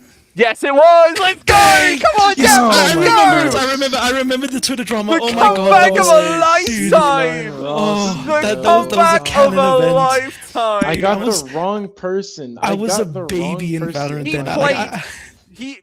Okay, bonus points if you know what event he played at. Just you've already won. I'm wondering. Okay. Hey, Show, if you want to show off, you can also say it. You've lost regardless. I don't know. Was it? I can see the cogs turning. Yeah, I'm thinking about the timing. It was kind of in like the middle of the year, I think. Was it? I don't know. Okay, it was Red Bull home ground. It was Red Bull home ground, yeah. Yes, it he was. played really well. Remember, he had like really high Yeah. ACS, he was shooting, And then everyone lit up C9 when they dropped him. That was so funny. No, it was so funny because it's just like evidence that like Oxy wants to run around and kill people. That's all I'm saying. Yeah. Oh, yeah, what team was he on before? T1. Oh yeah. And before that? Fucking bonkers. I don't know. TSM. Yeah. You know, on his Wikipedia. No, I'm not. On Okay, my you life, know. I'm not. Okay, fair. No, I I trust used to you. be I a trust massive TSM. I used to be a huge TSM fan from Fortnite days. this guy knows ball. Daquan and Hamlins. Daquan, Hamlins, Myth, and Dakotas were my Oh, yeah. favorite Fortnite streamers back in the day. I loved them so much. TSM Type. fall-off needs to be studied. Yeah, for real. So yeah. actually, Um, TSM FTX. Okay, bro. So Jeff, you won. I did bend the rules a little to let you win. But Yeah. because you win, who is the first person going on the wall for our next iteration of the wall? All right. There's In the chat. one person in particular that I think, just at least to me, has given me this opportunity. I'm gonna go with Mouse. Oh, bang. Okay, so Mouse goes on the wall. Our people reach out to your people and will ask you how exactly you want your name. Congrats. I hope you guys like that section. In the chat, also give us feedback if you like sections like these. Hopefully we'll get what I want is show. So I'll ask you. We'll get like a little countdown time. It'll go da da da da da da. You guys will be able to hear it, and you know that's race against the clock. I can see you're not too happy. No, I'm really disappointed because I knew the answers to most of these questions. I just didn't know them in the moment. Yeah, fast. And I don't know why I shut it out so bad on the Nixa question. Oh yeah, you got. I'm upset that I didn't get that one because I watched those. I was there. I watched the match live. I was in the crowd. They were good questions, though. They were good questions. They were good questions. Yeah, Okay. those are pretty good questions. Now, except the China one. That team doesn't even exist, man. That's not a real team. attacking salty esports, bro. You know what? We're just like AI generated, Fighting bro. Spirit Esports. Bro. Yeah, for sure. It's a type of like team name we saw like when the EVL website was on the beta and you looked at the league. Right. Yeah, exactly. The Neon Vipers, but yeah, Ace. for sure. Bro. That's a team. Username, Ace Phantom. Ace Phantom. Ace Yeah, that's a Phantom team. will be remembered, bro. Okay. Now, everyone watching, meat and potatoes time. Tier allocation. Now, let's explain a few things. Let's go back to serious mode once we've got our wall thing sorted out. Spotlight is what I want to talk to you about. It is our way of highlighting each tier in the EVL. If you are listening right now and you have this in the background, look right now. We're about to reveal the tiers in a few minutes. But quickly, Spotlight, what happened on Saturday's default time, 5 p.m., 8 p.m. Our people will reach out to your people, and we will ask you if we could have your match featured on Spotlight every single week, from week 1 to week 8. That being said, we will have 2 matches, 1 tier 2, 1 tier 1. It will feature high-quality production. It will be streamed by us, and we will be having a merry time with the talent. And it will have predictions. It'll have everything. It'll have the full show thing. We'll feature it on the Red Room. It will be massive. And we intend to show the best of the EVL. Now, that being said, I think you are excited for that as well, show. Jeff, I know you're excited. You're going to be casting in that. Someone, XX Extreme, mentioned, will Froggy be casting? Yes, he will. He is a part of the talent pool of Spotlight and the EVL. He will be a part of Spotlight. Spotlight will be, again, happening on Saturdays, 5 p.m., 8 p.m. Make sure you keep that on your calendar. Now, we've got Spotlight out of the way. We're about to reveal the tiers, but I want to deliberate on them a little bit. You guys, obviously, Show knows everything. He does management. Jeff, you don't know it yet. You're about to see all the tiers, who's and where. It is pretty exciting for every single viewer in this chat to see who they're going to be playing. Because there's obviously tier 1 and tier 2 has 2 balls. So it doesn't even matter. Even if you know you're on tier 2, you don't know who you're playing. Yeah, it's gonna be pretty. I think especially now, you know, getting into the community, getting to know a lot of people, getting to know where they're going to be placing in the different tiers is going to be really exciting. I think everyone's looking forward to it. I personally cannot wait. You know, the logistical aspect of it is something I haven't had to worry about, but now that it's coming down to it, gonna have to pull up my big boy socks, get out the notepad, and start writing stuff down for when those show matches start happening. You're going to have to do predictions as well after, so yeah, we'll get that sorted. So, big moment, obviously, for the EVL for you. You excited for everyone to see where they're placing? Oh, I'm very excited. I think I think people will be happy with the tiers. I just want to reiterate, the tiers were okay. First of all, it wasn't hard actually defining the tiers. The reason it wasn't hard is because we had a whole calculation involved. It was actually a mathematical formula that was developed that was involved in deciding the tiers and the pools. We took into account a lot of things, and I know some people are going to be a little, okay, that's not what I wanted, but I think how can I say this? I think people will understand. That's what I'll say. I think we took into account performance in tournaments, not just Crimson tournaments, but performance in tournaments other than that. The Fear Heartbreaker Cup, some non like competitive tournaments, but still, nice content for teams. Fear Heartbreaker Cup was one of them. All the AGC tournaments.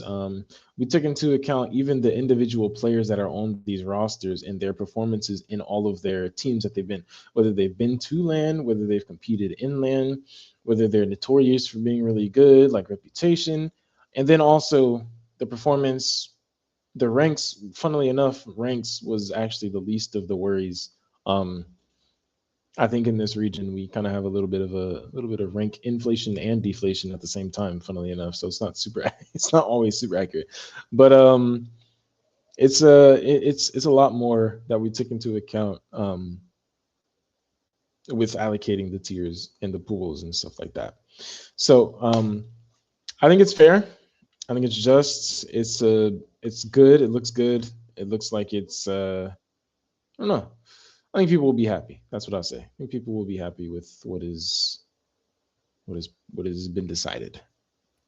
Okay, so everyone that's tuned in, welcome. We have had the whole of the podcast. The Red Room runs on 5 p.m. Wednesdays every single week onwards. But right here and now, you're about to find out which tier you are in. We're going to start with tier 1. Drumroll, please. Someone do a drumroll, please. It's very awkward. Thank you. And tier 1.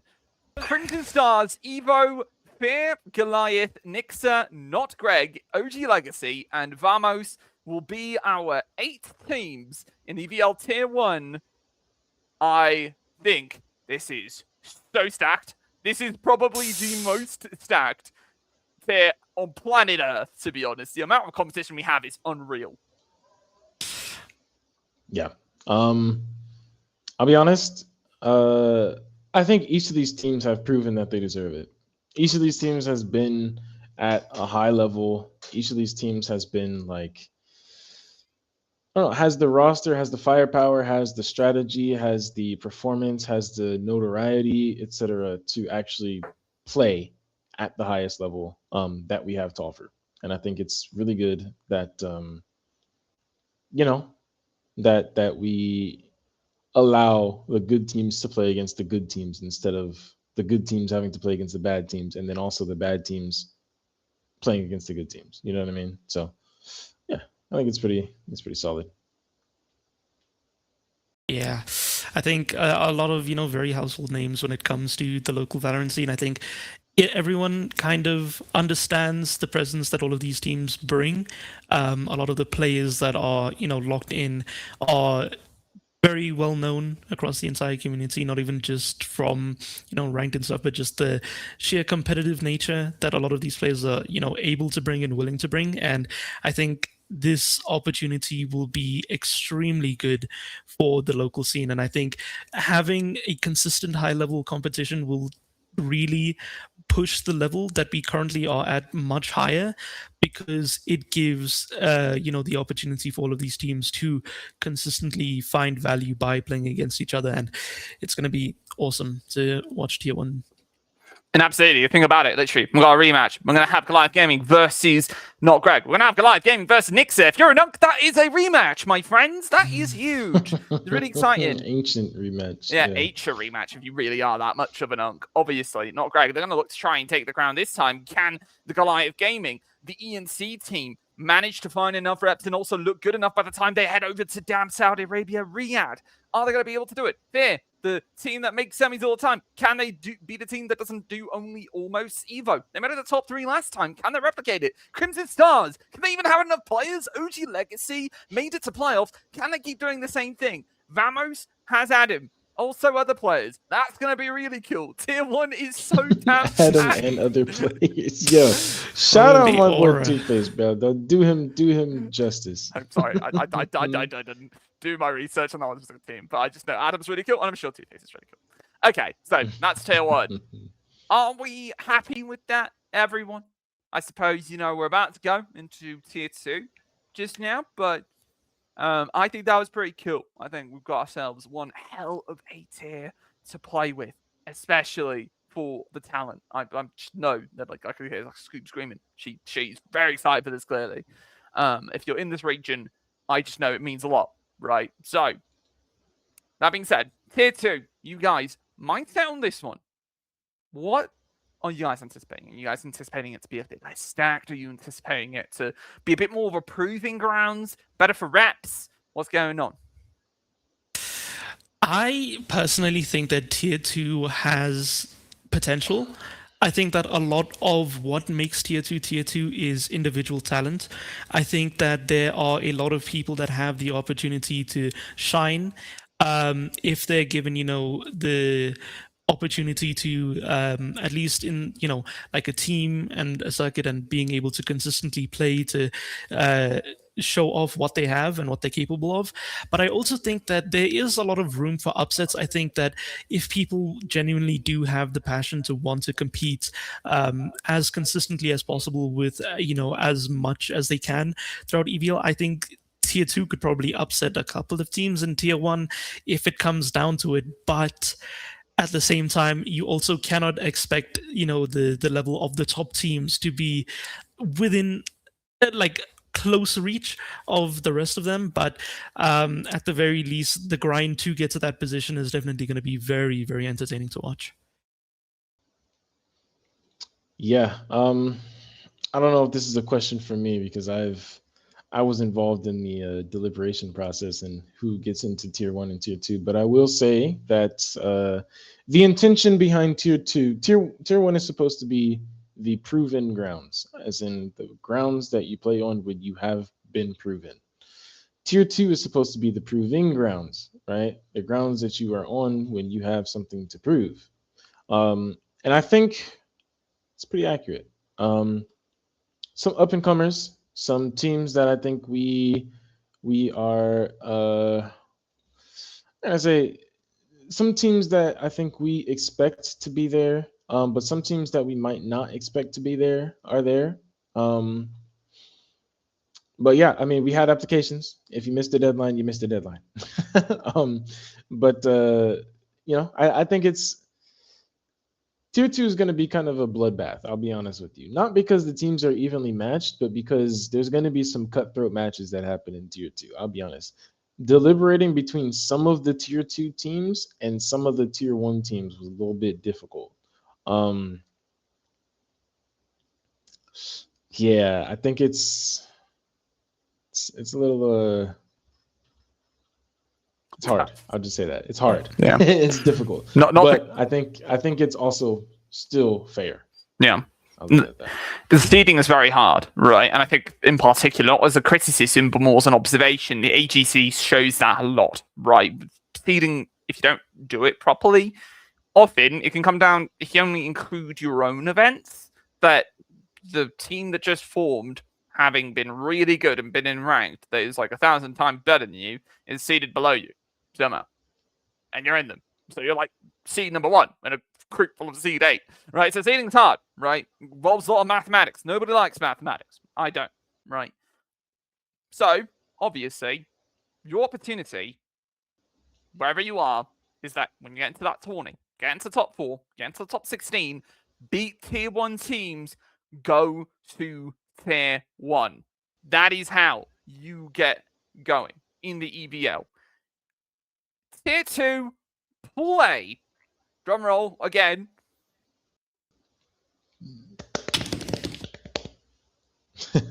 Bang.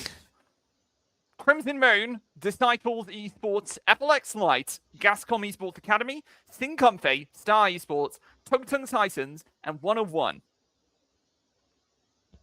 I have a bit of a bias towards you know, the best team in Sub-Saharan Africa. You know, at the top. You know, it's great players. Pretty much so correct. Yeah. Did you hear that new signing called Milk? I don't know.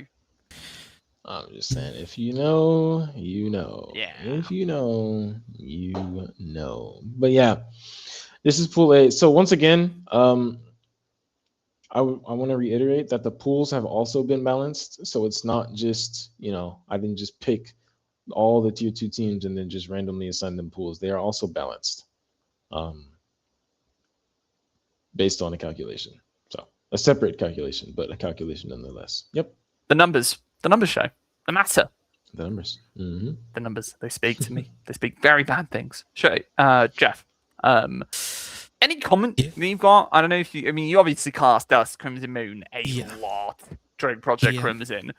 I'm very sure it's going to be an uphill battle for us. Obviously, for other teams, it's going to be a very nice opportunity to slowly ease themselves in, as a lot of these teams are forming. Obviously, Star Academy. I'm going to have another team that later I'm going to talk about. That's very much going to be very good for them to get these early series in quickly.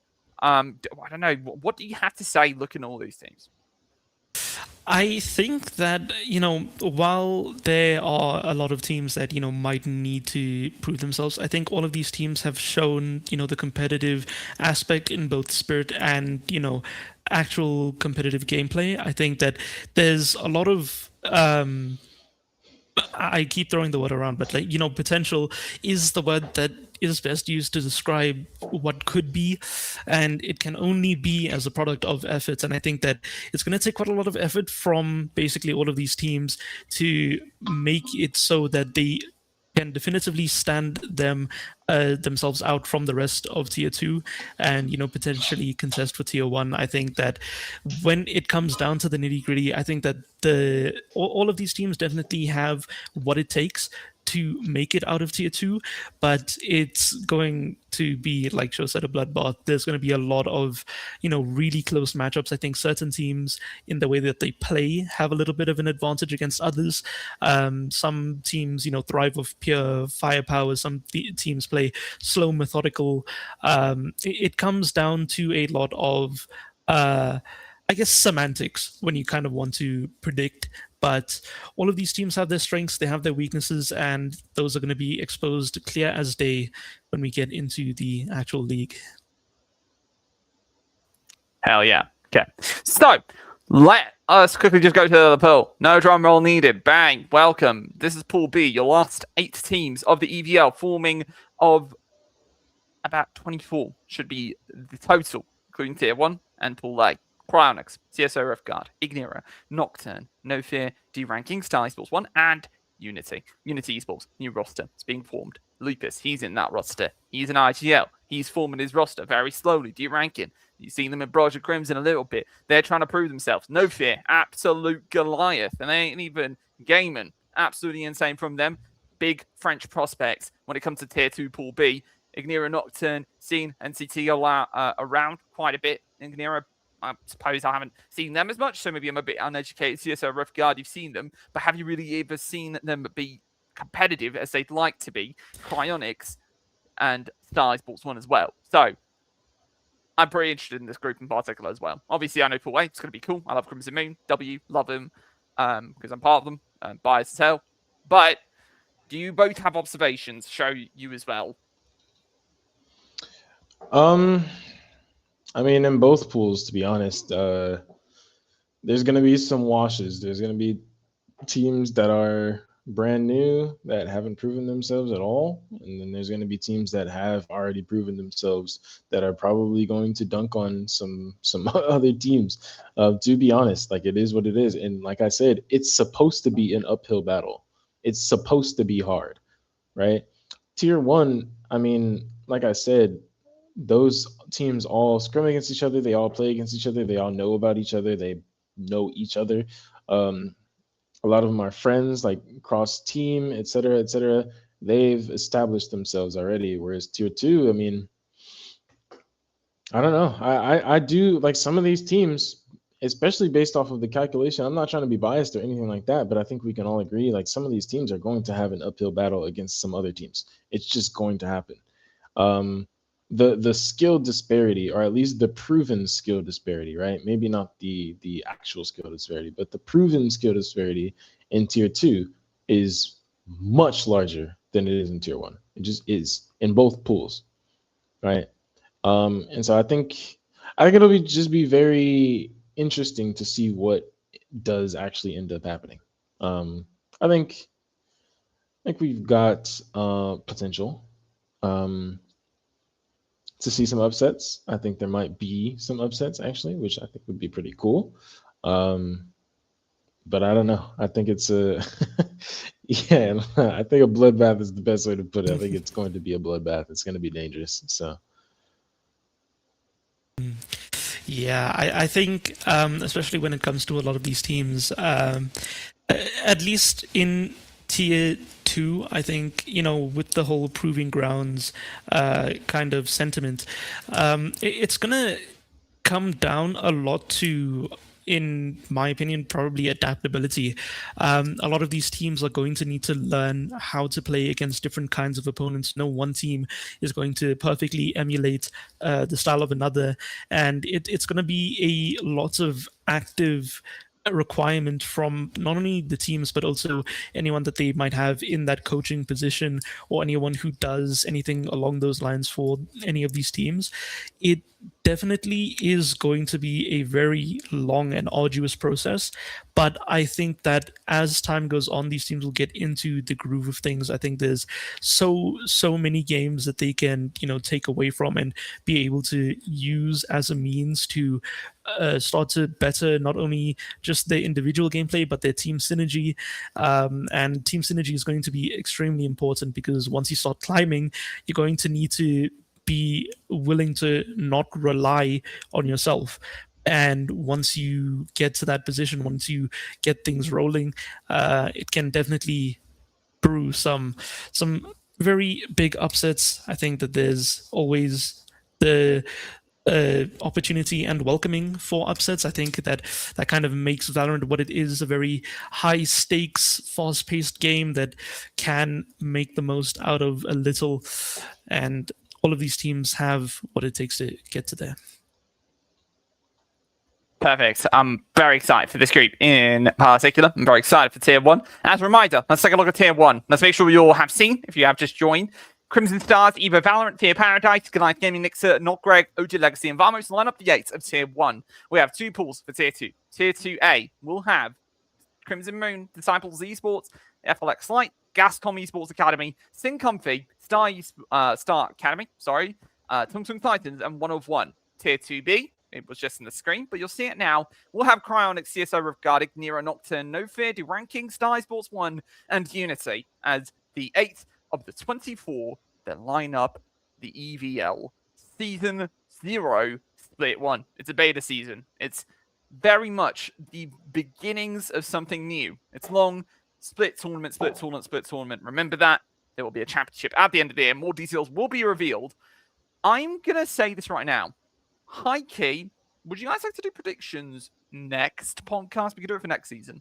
Do a season predictions for next podcast. We can split it out a bit. We had a really big thing with that. Maybe we'll make our predictions like for week 1 when that comes around. So you guys are all in agreement? Yeah, we're kind of running late on our podcast time. So on that note, thank you everyone for watching. I like this. I love talking. I had a lot of fun. Thank you, Jeff. Thank you, Show. For everyone in the chat, let me know what you think. This podcast is meant to be informative for the EVL, but also for the region. We're just having fun. We're going to bring guests on as well. We plan to have it be a 4-guest show. We'll have a, have a grand old time for sure. Yeah. You guys can say your last words, before I end the show. I was letting Jeff go. I thought he wanted some space. I wanted some space. Yeah, hold on. Let me just well up my aura. But in all seriousness, I am super excited. Being brought on in the talent division. I think it's going to be awesome. I think that the opportunity that EVL is bringing to South Africa is going to be huge. I think that everyone who's willing to participate, everyone who's willing to help, everyone who's been a part of, all the logistics behind everything thus far is extremely passionate. And I think that if that passion continues, then I honestly don't see any realistic way that this could fail. And I am super excited to be a part of the EVL team and everything that comes here after. Yep. Yeah, for me, I don't know. I'm pretty excited. I think, like I said, this is like we said, rather, this is a beta season. It will be something that we're learning from and we're growing in. However, regardless of beta or not, I think we have a good product that we can definitely present. And we will have a lot of visibility, lots of publicity, lots of eyes on it. And so that being said, if you are looking to sort of support us in any way, shape, or form, financially, feel free to shoot a DM to me or Bougie, and we would be more than happy to discuss things with you. Whatever brands and organizations are out there, whatever people are out there, whatever. Yeah, I mean, I'm excited. I think it's going to be something new. It's going to be something good. It's going to be something, I guess, consistent. And overall, it'll be fun. So, on that note, I think we're done. Everyone who has watched, thank you so much for watching. Thank you for your feedback. Thank you for being on the show. Someone said, Lupus specifically, person of Unity Esports in Pool B. Is there going to be a VOD of this? Why, yes, there will. We will be on YouTube, Apple Podcasts, Spotify, as well as probably any other platform that has podcasts. We'll be distributing this very soon. Make sure you check it out on YouTube. There will be a lot of this on Twitch, I believe. I'm very sure. We'll just make sure to have it enabled. Our people will talk to their people, and we'll have that be sorted.